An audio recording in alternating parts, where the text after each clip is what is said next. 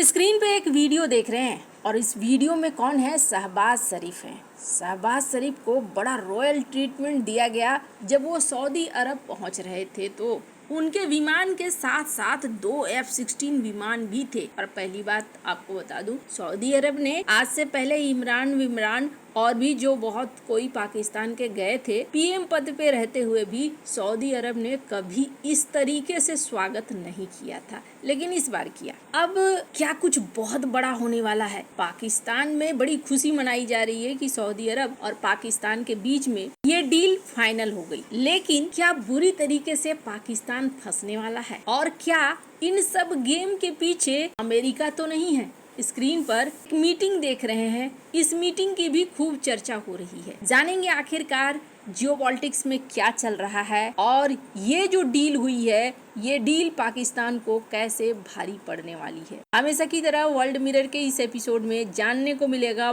बहुत कुछ। आइए जानते हैं इन खबरों को विस्तार से। पाकिस्तान अभी फूले नहीं समा रहा है। रक्षा मंत्री इनके कह रहे हैं कि भाई अभी तो डील हुई है सऊदी के साथ और जो एग्रीमेंट है उसमें कहीं भी दरवाजा हमने बंद नहीं किया है। हो सकता है कल को और भी देश इसमें जुड़े, कतर जुड़े, तुर्की जुड़े तो जुड़ सकता है। यानी एक तरीके से पाकिस्तान परमाणु संपन्न होकर न्यूक्लियर हथियार के साथ अब गार्ड करने चला है, यानी रक्षक बनने चला है। किसका? मुस्लिम दुनिया का रक्षक बनेगा, ये पाकिस्तान का कहना है। ये लोग खुश हैं इस बात को लेकर कि भारत ने जो कहा था कि ऑपरेशन सिंदूर अभी भी चालू है और अब इनको एक तरीके से डर नहीं रहेगा कि भारत अगर हमला करेगा तो हमें किसका सपोर्ट मिलेगा। वहीं दूसरी तरफ स्क्रीन पर एक आर्टिकल देखिए, बिजनेस टुडे का एक आर्टिकल है जिसमें ये कहा जा रहा है कि हुसैन हक्कानी ये कहते हैं कि अब पाकिस्तान खरीदेगा अमेरिकी हथियारों को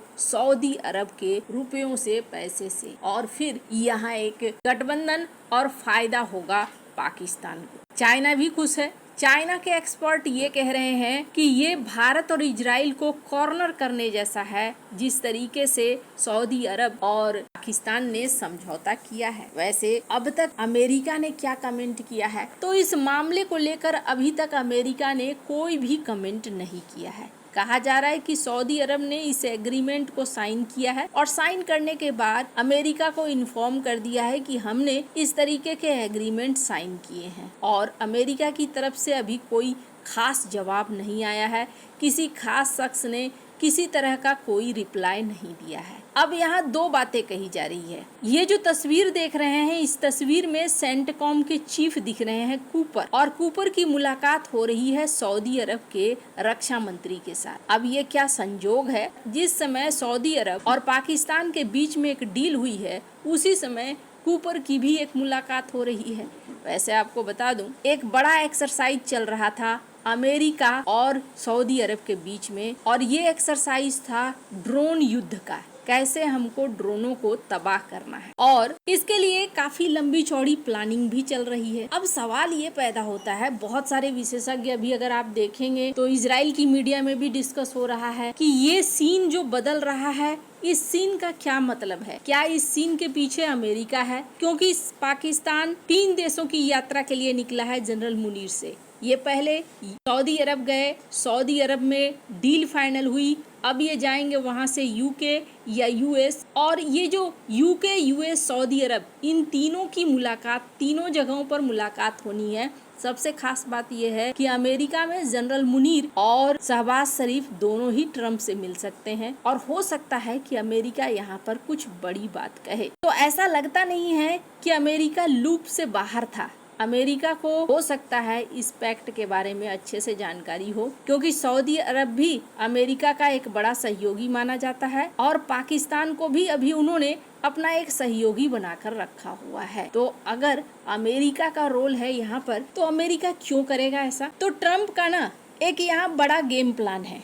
हालांकि इस बड़े गेम प्लान को लेकर अंत में सबसे ज्यादा नुकसान अगर कोई उठाने वाला है तो वो पाकिस्तान उठाने वाला है। इस गेम प्लान में माना जा रहा है कि असल में टारगेट ईरान है। ईरान के साथ जो इजराइल का पिछला युद्ध हुआ और इस युद्ध में ईरान ने जो शक्ति दिखलाई है, उसके बाद इजराइल और अमेरिका इस चीज को लेकर बहुत ही ज्यादा सशंकित हो चुके हैं कि ईरान के पास कौन कौन से हथियार हैं और ईरान कल की डेट में परमाणु शक्ति संपन्न होगा तो इजराइल के लिए एक बड़ा खतरा बनेगा और हो सकता है यह अमेरिका के लिए भी एक बड़ा खतरा बने। तो अभी अगर कोई टारगेट में है तो वो है ईरान। ईरान को लेकर ये बात भी साफ साफ कही जा रही है कि दिसंबर महीने तक ईरान और इजराइल के बीच राउंड 2 हो सकता है, यानी कि एक और लड़ाई हो सकती है। अब इस लड़ाई को लेकर अंदाजा कैसे लगाया जा रहा है, आप जरा पैटर्न देखिए। अभी हमने देखा सऊदी अरब के साथ एक ड्रोन का अभ्यास हो रहा है। क्यों अभ्यास हो रहा है सऊदी अरब के साथ ड्रोन का अभ्यास? और इसी वक्त सऊदी और पाकिस्तान के बीच एक पैक्ट भी साइन हुआ है। सऊदी को खतरा है ईरान के हुती विद्रोहियों से। ईरान का समर्थक है हुती विद्रोही। अगर ईरान पर हमला होगा ना तो ये हमला चौतरफा होगा। यमन और सऊदी का लगता हुआ बॉर्डर, यहाँ से यमन के हुती विद्रोहियों को निशाना लगाया जाएगा। वहीं डोनाल्ड ट्रंप ने अभी एक बयान दिया है, जिस बयान में उन्होंने बगराम एयरबेस को फिर से लेने की बात कही है। अगर बगराम एयरबेस टारगेट में है तो ईरान पे हमला बगराम एयरबेस से भी होगा। पाकिस्तान का बॉर्डर ईरान से लगता है और इसका भी इस्तेमाल अमेरिका कर सकता है। अब यहाँ पर यमन पर अगर सेना भेजना है तो किसकी सेना जाएगी? सऊदी के पास अपनी तो कोई खास सेना है नहीं। सऊदी इस जोखिम को लेगा नहीं कि अपने नागरिकों को बॉर्डर पर खड़ा करे, तो वहाँ पर कौन जाएगा? वहाँ पे जाएंगे पाकिस्तानी सैनिक। हो सकता है आने वाले कुछ दिनों में आपको ये खबरें मिलनी शुरू हो जाए कि पाकिस्तान ने डिप्लॉय करना शुरू कर दिया है अपने सैनिकों को सऊदी अरब की रक्षा के लिए यमन बॉर्डर से लगते हुए हुती विद्रोहियों को कंट्रोल करने के लिए। अब खबरें इस तरीके की आएंगी, लेकिन क्या हो अगर यमन के हुती विद्रोहियों द्वारा एक आध टारगेट सऊदी अरब की रिफाइनरी हो जाए, तो फिर तो सऊदी अरब को जवाब देना होगा। और सऊदी अरब अगर जवाब देगा तो फिर इस एग्रीमेंट के तहत पाकिस्तान उसके साथ खड़ा है। यानी ईरान पर अगर हमला होगा तो हो सकता है कि यहाँ चौतरफा हमला हो और अमेरिका और इजराइल इस बार मौका नहीं देंगे ईरान को कि ईरान अपने प्रॉक्सी का इस्तेमाल कर सके। पर इन सब में अगर कुछ इस्तेमाल होने वाला है तो वो इस्तेमाल होने वाली है पाकिस्तानी सेना, और वो भी बड़ी संख्या में। अब रही बात कि भारत अगर कोई ऑपरेशन चलाता है तो फिर क्या होगा। पहली बात, भारत और सऊदी अरब के रिश्ते खराब नहीं है। उनकी तरफ से ये स्टेटमेंट आया